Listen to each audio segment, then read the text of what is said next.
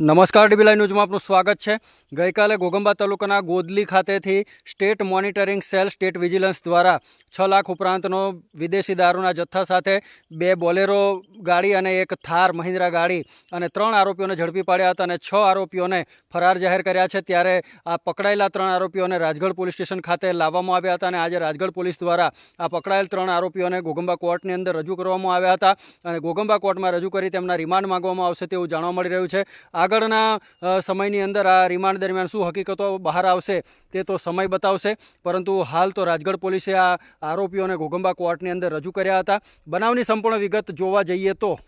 State monitoring cell vigilance દ્વારા ગઈકાલે ઘોગંબા તાલુકાના ગોદલી ગામેથી આંતરરાજ્ય દારૂની હેરાફેરીનો પર્દાફાશ કરી 6 લાખ ઉપરાંતનો દારૂ અને લગભગ 3 ગાડીઓ, જેમાં 2 બોલેરો અને એક મહિન્દ્રા થાર ગાડી, એની અંદર જે આ દારૂની હેરાફેરી કરવામાં આવી હતી તેમને ઝડપી પાડ્યા છે અને કુલ લગભગ 28 લાખ ઉપરાંતનો મુદ્દામાલ, જેમાં 6 લાખ ઉપરાંતનો દારૂ અને 24 લાખ ઉપરાંતની 2 બોલેરો ગાડી અને એક થાર ગાડી, જેની કિંમત ₹12 લાખ કબજે લીધી છે। બનાવની પ્રાપ્ત વિગતો અનુસાર ગઈકાલે સ્ટેટ વિજિલન્સ સેલના જે કર્મચારીઓ છે તેમને પાકી બાતમી મળી હતી કે ઘોગંબા તાલુકાના ગોદલી ગામે કુખ્યાત બુટલેગર ભોદુ રાઠવાના ઘરની આસપાસ ઇંગ્લિશ દારૂનું કટિંગ થઈ રહ્યું છે અને આ દારૂ મધ્યપ્રદેશના કઠીવાડાથી લાવવામાં આવે છે અને એની અંદર ઘણા બધા લોકો સંડોવાયેલા છે અને એની અંદર 2 મહિન્દ્રા બોલેરો ગાડી અને એક જે કહેવાય કે થાર ગાડી, જેની કિંમત ₹12 લાખ, આ 3 ગાડીઓ અને આરોપીઓને ઉપર જ્યારે પોલીસે સ્ટેટ વિજિલન્સ સેલે રેડ કરી ત્યારે બધા 9 આરોપીઓ પૈકી 6 આરોપીઓ ભાગી છૂટ્યા હતા અને 3 આરોપીઓ પકડાઈ ગયા હતા। આ 3 આરોપીઓને પૂછપરછ કરતા તેઓએ સમગ્ર ઘટનાનું વર્ણન કર્યું હતું। ત્યારે સ્ટેટ વિજિલન્સ સેલ દ્વારા પારસિંગભાઈ ગોસલાભાઈ રાઠવા, જસવંતસિંહ પરવતસિંહ બારિયા અને પ્રકાશભાઈ કરશનભાઈ રાઠવા નાઓને ઝડપી પાડ્યા હતા। જ્યારે ગોપી રાઠવા, જે મૂળ દારૂનો સપ્લાયર છે, કટિંગ કરે છે અને ગુજરાતની અંદર ઘુસાડે છે, અને એ ગોપી રાઠવા જે ઘોઘાદેવ ગામનો છે, છોટાઉદેપુરનું સરહદી ગામ છે, ત્યાંથી આ દારૂ ઘુસાડવામાં આવે છે અને તેનો પુત્ર, એનો દીકરો નવલસિંહ ગોપી રાઠવા, એ પણ આ વિદેશી દારૂનું જે કહેવાય કે લાઇન તથા કટિંગ ઉપર દેખરેખ રાખનાર આરોપી તરીકે તેને વોન્ટેડ જાહેર કરવામાં આવ્યા છે।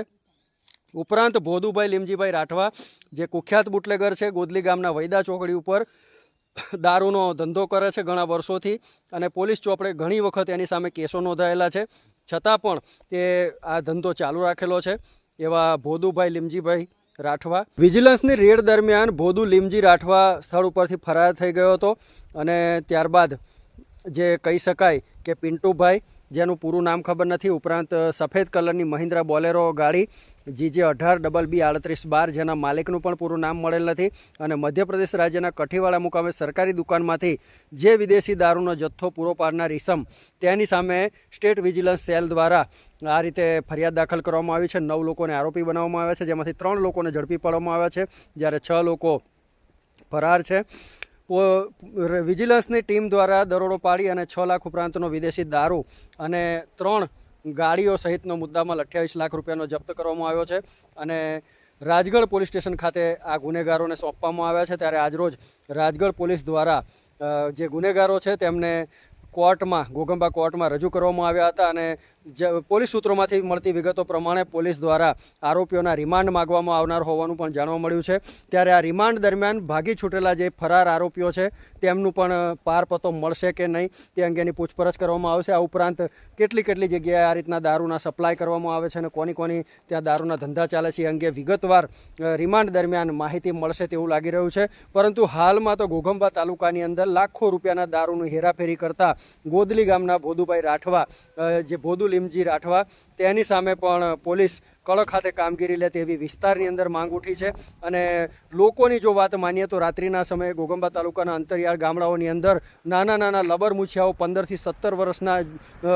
નાના યુવાનો, કિશોરો, એ બાઇક ઉપર, નંબર વિનાની બાઇકો ઉપર દારૂની હેરાફેરી કરતા હોવાની અને 80 થી 100ની સ્પીડે દારૂ લઈ અને ભાગતા હોવાની વિગતો અને ચર્ચાઓએ પણ ગ્રામ્ય વિસ્તારની અંદર જોર પકડ્યું છે। ત્યારે પોલીસ દ્વારા કડક હાથે દારૂની બદીને દામી દેવા માટે કાર્યવાહી કરવામાં આવે અને બુટલેગરો સામે કાયદાનો સિકંજો કસવામાં આવે, જેથી કરીને દારૂની બદીને રોકી શકાય. લક્ષ્મણ રાઠવા સાથે DB લાઈવ ન્યૂઝ, ઘોગંબા.